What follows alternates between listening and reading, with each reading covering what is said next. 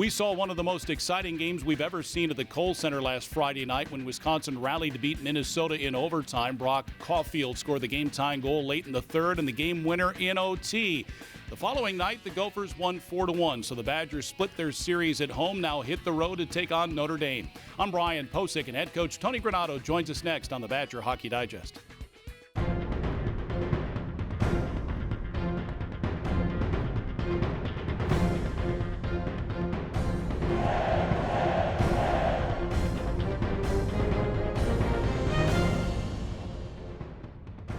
Well, Tony, after splitting at Michigan, Minnesota came to Kohl Center last weekend in a thrilling game on Friday. Saturday didn't go the way you would have liked, but I tell you, Friday was a lot of fun to watch, and I think your team built off Game 2 against Michigan and showed that against Minnesota in Game 1. Yeah, I mean, it was a great weekend of hockey. I know Saturday's result we weren't happy with, but it was a good hockey game.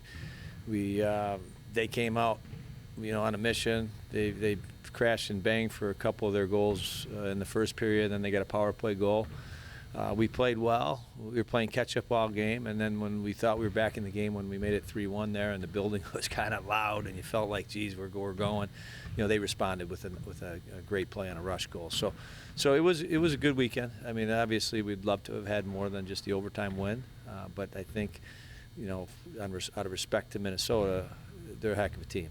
And they will be a heck of a team all year. So for us to feel good about ourselves and feel like we can compete with them and play with them and find a way to get a win out of it, gives us a little bit of momentum as we continue to move forward and grow in the season. Yeah, that Friday game against the Gophers was a lot of fun to watch. Down 2-0, Wisconsin rallied to tie it, and then Liam Malmquist scored on his own net from 150 feet away. Again, Wisconsin eventually won the game.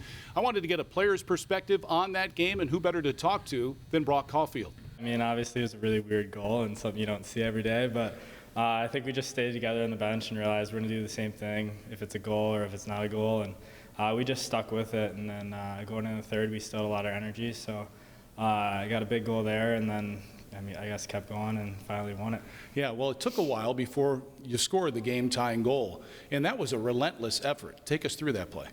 Yeah, it was a good face-off play.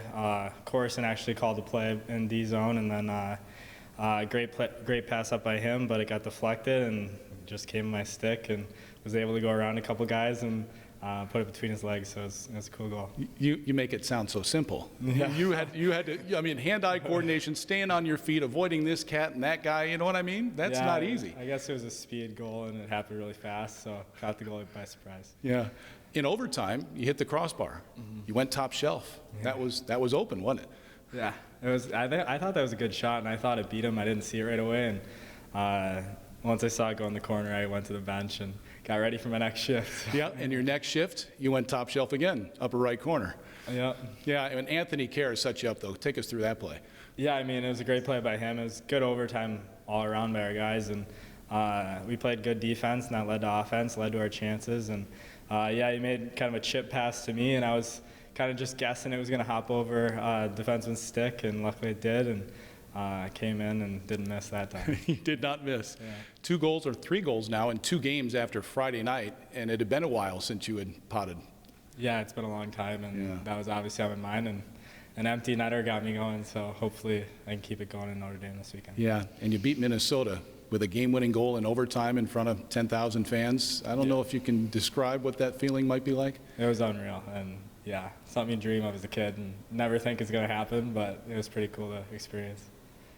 Tony, last season, the year before, we spoke so much about Cole Caulfield and the skills that he has. Brock Caulfield is a heck of a hockey player. He's a heck of a hockey player, and it was nice to see him get 2 really big goals over the weekend. He's played extremely well. We've asked him to play center. I think his best position probably is right wing.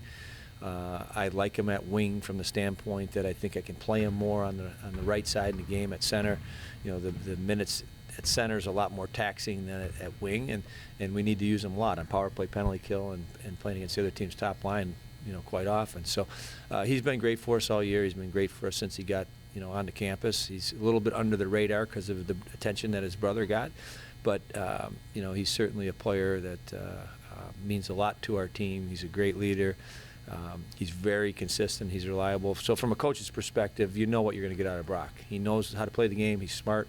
He's always team first. He had a big shot block in Saturday's game that his foot's a little bit sore this week, getting his skate back on his foot. But he does everything. All right. Well, the Badgers are 2-2 in the Big Ten as they hit the road again, going to South Bend to take on Notre Dame. We'll preview the Fighting Irish in just a moment. You can try, but you'll never stop a Badger. Because we Badgers are born with curious minds and endless heart. When we see a curve in the road, we speed up. When there are mask shortages for first responders, we make our own supply chain. When there's a world on pause, we sharpen our claws. Through thunder, fire, and pandemics, we'll keep going. Because after all, you can't stop a Badger. Again, Wisconsin's at Notre Dame this weekend. The Fighting Irish 0-2 in league play, although they swept Holy Cross last weekend in a non-conference series. They're 6-3 overall. And, Tony, they've been leaning on a transfer goaltender from Cornell, Matthew Galida, who's been very good. But Jeff Jackson always has a hard-working club. And you did have some success at Notre Dame last year to kick off the season, as you do recall. We did, and they, you know what you're going to get out of it. They're going to clog the neutral zone. They're going to be physical as they can be along the boards in both net fronts. So to go into that building, you're going to have a mindset that we're going to have to pay a price to win. And it's good hockey. It's competitive hockey. And Notre Dame, they lost their 2 games at Minnesota. They were in both games, so it's not like Notre Dame's going to have an off year. They're an elite team again, and a team that's always going to be tough to play against.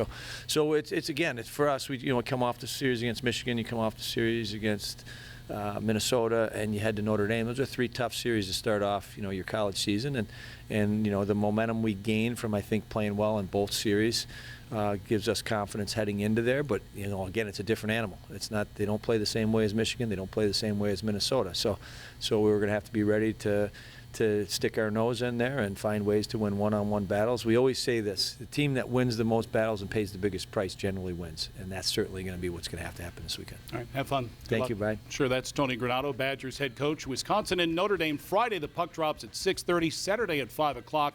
Both games are on the Badgers Sports Network and the TuneIn app. You can also watch Friday's game on NBCSN. For Tony Granato, Jay Williams, and our fine friend Steph Olson, I'm Brian Posick. Thanks for watching the Badger Hockey Digest. This has been a presentation from Learfield,